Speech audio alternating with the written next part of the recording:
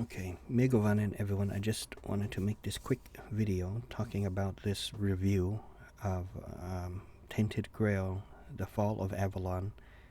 Again, I still somehow have interest in it, and as my good friend Chris, a shout out to Chris, aka Cinematics29, as he said to me, is that, once the patches come out and stuff, they'll most likely address most of these issues, or maybe even all. But yeah, that's great, but it might take some time. Something I do notice about, look at how the fighting is. Okay, the combat, because it is in true roguelike fashion. Observe. Okay. It's the word I was trying to come up with before when I was discussing this game in one of my videos. I can't even remember now which it was, because I didn't separate it from everything else, from like a reaction video or something. But I said it's very, very stiff and very mechanical, the way, which is what, the roguelikes are, when, or Souls-like, not rogue, Souls-like Dark Souls and Elden Ring and all of that. When I say stiff and rigid, and I couldn't find the right word, I guess those are the right words. Think what Bruce Lee said, if you guys can remember. His complaint with other martial arts styles and his Jeet Kune Do, his is be like water and be very fluid and adapt. Whereas like karate, taekwondo, and all the other arts, even, Wing Chun, in its truest form, although that has a bit more, I guess, better economy of movement than, some of those other ones. I always prefer Chinese Kung Fu over, anything else. But take those other styles, before he combined everything, what Bruce Lee said was that they're very rigid and stiff. They're very formulaic. There's a formula, and they have to go through that formula to completion, kind of thing, without really adapting. The old soldiers in the old days, and I know Grumpy Scam is going to be familiar with this. I'm talking about, like, from the 1600s and like Napoleon days, and the British are coming, Paul Revere type things, and that type of era, and the old cannons and the old flintlocks, pistols and all that. If you've seen The Last of the Mohicans, why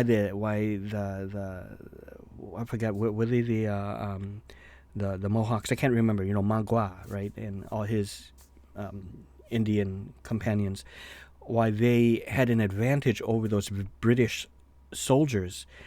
When they would be attacked, what do those British soldiers do? Ready! You got the general giving the orders, and they all have to get into the battle formation. Whatever they're yelling, I can't remember. They get into the formation.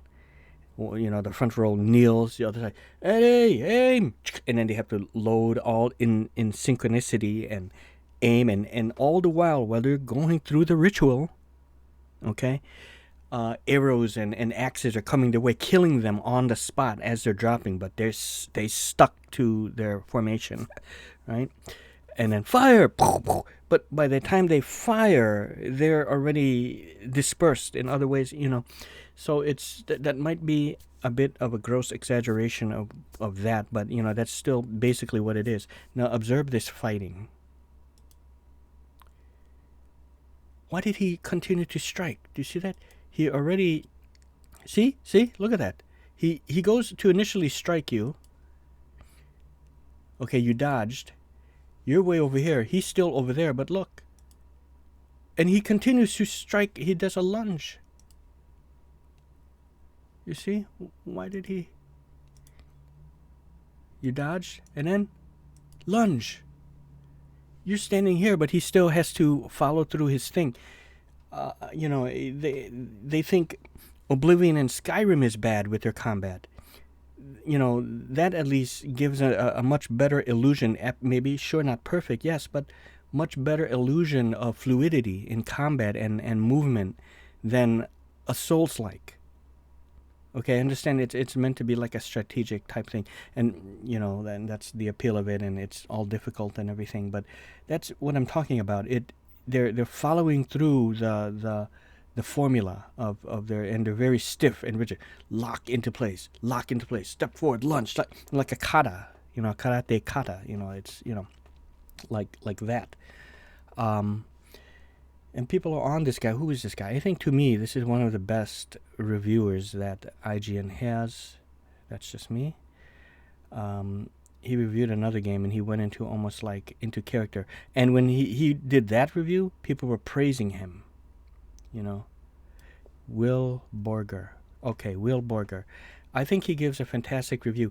The other review he gave was almost like a very like he was writing it in a journal. Okay, and everyone's like, I love this guy as a reviewer. At least I think it's the same guy. He talks the same, and I believe it is.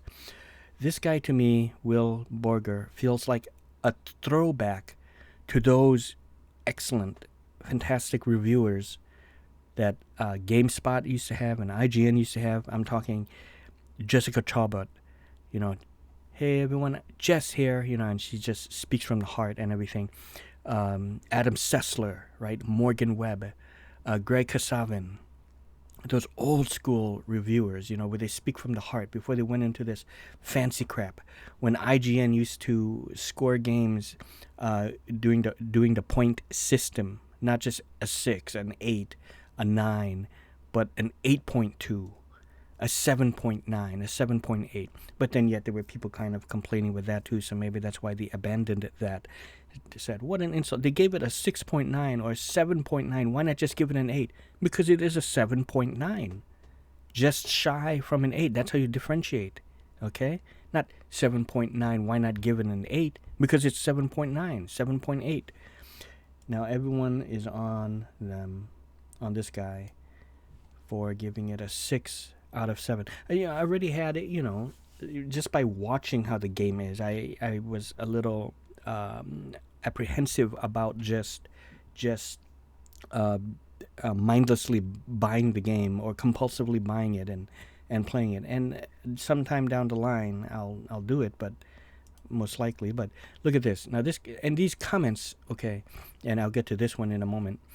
Dude been doing the review in his sleep. Oh no, so now it's in his sleep, whereas before people were praising him for that one review that you agreed on where he gave it high and he was like doing it in a different style of reviewing the game, as if he was reviewing it from his character standpoint or something. So dude been doing the review in his sleep. Maybe next time give the game to someone that enjoys this types of game. You say this because you don't agree with his review, you see. They give it a 6. If you turn that upside down, it's a 9 out of 10. Game deserves a 8 at least. Dude's voice is putting me to sleep. In my opinion, a 6 is fair. See, now you get some good ones here. I wouldn't go any higher, even if the performance was flawless. This game is having tons of enemies, quests, grind, mining, loot, explore, dungeons, story, bosses, 3 huge maps, acts, third, first person, magic, bow, swords, potions, but nah, it's a 6 out of 10. But other games like Avowed, Oblivion are better. That is a joke. Well, I know for sure, to me, I think Oblivion is better. Skyrim is better, but that is just me. Did you not hear all the issues? I'm not going to play the whole thing of this, but you just go to IGN and watch this review for yourself. You'll see. Now here we are. I see fair criticisms, 7 out of 10 at the most. Even as I was watching this review, I was watching with my brother, and I said, I have a feeling, as it was getting a little bit past the halfway point, I said, I have a feeling he might give it a 7 or even a 6. He gave it a 6. So, most likely a 6. Now look at this guy. Doesn't make sense. Right here, okay? This criticism. See where my error is? This little paragraph. I think a 6 is harsh. Okay, so he says that. I think a 6 is harsh. But then he goes on and says, game would be a 9 easily. Okay, again, he says, game would be a 9. So it isn't a 9. It is not a 9. But it would be a 9 easily if the performance was better. It's truly a fantastic Elder Scrolls-like RPG. It's basically Skyrim. If Skyrim had actual RPG mechanics, well, it kind of does, not so much as past ones. I'm able to roleplay a character. But oh my god, the console performance was atrocious. On PS5, I crashed probably around 100 times throughout my playthrough. It was a crash every 20 or so minutes like clockwork. That's pretty bad. Not to mention how terrible the frame rate is at times. Okay, but a 6 is harsh. The game would be a 9 though. It would be. But a 6 is harsh. The fact that I continue to play it despite the crashing just shows how good the actual game is. Well, okay, though. Dev should have given this another few months to development. Could have been another indie smash hit. It could have been, right? But so it's not. It could have been. But the initial bad performance will turn away so many people. Really unfortunate. And see, in some people, it is not good as you think. See? How is 6 harsh when it's completely broken mess, like you've just admitted? Oh, see, okay, here we go. Bro, that sucks. I've been playing on Xbox, but I haven't experienced any crashes in my 20 hours of gameplay. But it doesn't run that great. Still having a blast, though. So, I mean, that may all be good and fun, but this guy says, this, whatever his name was now, I can't remember, this reviewer, look, I just forgot a name, I just said 5 minutes ago, but that's okay, but somewhere around here, you go ahead and watch this review yourself. The quests are very, again, like the combat, formulaic and too quote unquote samey. Okay, very similar to one another. You do a favor for this guy, he won't help you until you do a favor. You go out there, do a fetch quest, you come back, you return it. You go out there, do another fetch quest, for another person. So it's like a very old school formula, but it's like it's sounding like the game is consisting mostly of that. Maybe it might deviate every now and then with a quest or two here and there that might be completely different. But see, with like Skyrim and Oblivion, especially Oblivion, it's they break that formula. You have those fetch quests, a lot of them, but then you also have really unique and interesting type of quests, like a brush with death, going into the painting. The one like the whodunit quest, where you have to kind of knock off, kill the guests in there. It's a brotherhood quest, one by one, but you are the killer, and you have to do it secretively. You have quests like that, which deviate from your typical fetch quests. And one where you have to exorcise spirits from a house. And no one, I can't recall if, I think no one actually gives you that quest, but you just kind of, they bring it up maybe, and you just kind of go on your own and decide to do this. And at the end is, let's just say you get a really great reward at the end.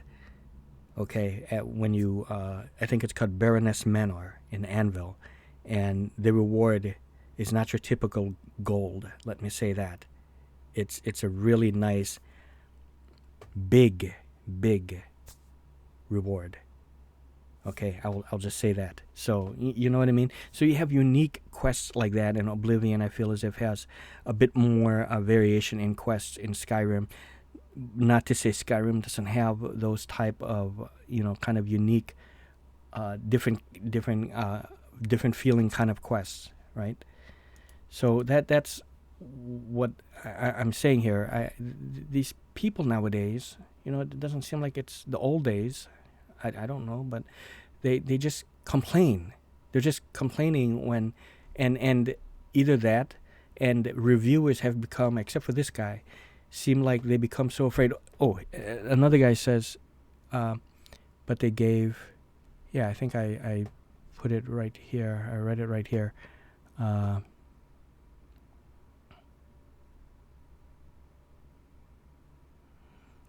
Well, yeah, he just said, like, so this gets a 6. Here, this guy. But nah, it's a 6 out of 10. But other games like Avowed, Oblivion are better. That is a joke. They're not the same reviewer. Now, I don't think it's this same dude that, reviewed Oblivion, and I think it may be someone different who did Avowed. So they're different people. my issue also with these reviewers nowadays for like IGN and GameSpot, it really sounds like they're reading off a script. Whereas people like Greg Kasavin back in the day, it seems like he's speaking from the heart. He's saying it with passion, and it doesn't sound scripted to me. You know, it just sounds like it's really. It doesn't sound like a boring, you know, just kind of going through it. And this guy's complaining, saying, "Dude's been doing reviews in his sleep." He's speaking from the heart. This is just how he really speaks, and this is him. You know, and he added some variation to that in that one review for the one game I cannot remember, where all of you people praised him and said, "You got to use this guy more often." Even I feel the same way. They should use this guy more often, and they did with this. So now you hate him, just like everyone loves Todd Howard, even calling him God Howard. But after a fuck up of something, maybe it started with Fallout 76, I don't know, and maybe him taking too long with Elder Scrolls 6. Now everyone hates him. They love him, then they hate him. They love him, they hate him. The movie Copycat, okay? Copycat, starring Sigourney Weaver, and you have hold on, Harry Connick Jr., Holly Hunter, okay? Copycat. So what shall I do, huh? Should I stab him, shoot him? Stab him, shoot him? Well, maybe I'll do both, you see? And at the end, the copycat killer, oh, so how did he say it? Stab him, shoot him. Stab him, shoot him. So you love him, hate him. Love him, hate him. Okay, so it's very weird. I get the feeling that when it's a score that people agree with, then they give it not to give it, they praise that reviewer. But if it's something like they don't like it, you know, what is it? They give it a 6. Well, that sounds, to me, it sounds about right. I'm playing the demo. I think it's fine. It's okay. But I put a post. Go check my community post where someone put a, you know, so cross-reference this review with the review that a user put that I put on my community post. And, you know, he mentions the same kind of crashes and how the first act might have been smart writing and it might have been great, but they might have thought that this level of quality carries through on the rest of the 3-4 acts or whatever, but it does not. So go ahead and, you know, see that, and it's most likely still on Steam. So that is just my little complaint. Oh shit, this has gone far too long. So anyways, that's it, and I just wanted to get my 2 cents out there. Again, 6 is not bad, okay? A 6 is not bad. It is okay. It is still okay. And like that one guy said here in the comments, you know, the one who kind of contradicted himself, 6 is harsh, but it would have been a 9 if, but so it's not a 9. So the 6 is fine. He still persevered and played through it. I do that too with games. I persevere through the crashes of games as well. But a 6 is still harsh, and that's going by everything else with maybe the quality, the sameness of the quests, and then on top of that, the bugs. So people need to realize that. Okay.